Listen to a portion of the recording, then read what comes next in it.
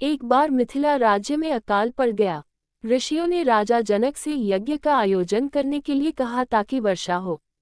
यज्ञ की समाप्ति के अवसर पर राजा जनक अपने हाथों से हल लेकर खेत जोत रहे थे, तभी उनके हल का नुकीला भाग, जिसे सीत कहते हैं, किसी कठोर चीज से टकराया और हल वहीं अटक गया।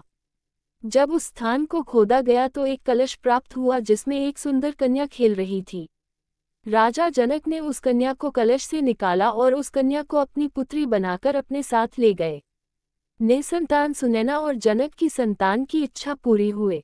हल के सीत के टकराने से वह कलश मिला था जिससे सीता प्रकट हुई थी, इसलिए कन्या का नाम सीता रखा गया।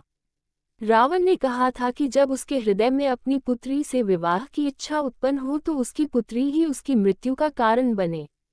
इस संदर्भ में कथा का विस्तार इस तरह मिलता है कि गृत्समद नाम के ऋषि देवी लक्ष्मी को पुत्री रूप में पाने के लिए हर दिन मंत्रोच्चार के साथ कुश के अग्रभाग से एक कलश में दूध की बूंदें डालते थे। एक दिन जब ऋषि आश्रम में नहीं थे तब रावण वहां आ पहुंचा और वहां मौजूद ऋषियों को मारकर उनका रक्त कलश में भर लिया। इस कलश को रावण महल में लाकर छुपा दिया। मंदोदरी उस कलश को लेकर बहुत उत्सुक थी कि आखिर उसमें है क्या। एक दिन जब रावण महल में नहीं था तब चुपके से मंदोदरी ने उस कलश को खोलकर देखा। मंदोदरी कलश को उठाकर सारा रक्त पी गई, जिससे वह गर्भवती हो गई।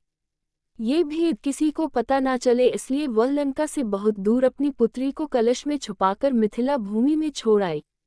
इस तरह सीता को रावण की पुत्री बताया जाता है। देवी सीता के जन्म की तीसरी कथा वेदवती नाम की एक ब्राह्मण कन्या से संबंधित है।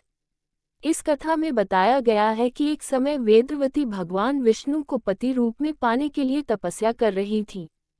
हिमालय पर भ्रमण करते हुए रावण की नज़र वेदवती पर गई और वह कामांध हो गया। रावण ने वेदवती का हाथ पकड़ लिया और जबरन संबंध बनाना चाहा, लेकिन वेदवती ने रावण से खुद को छुड़ा लिया और पर्वत से खाई में कूद गई।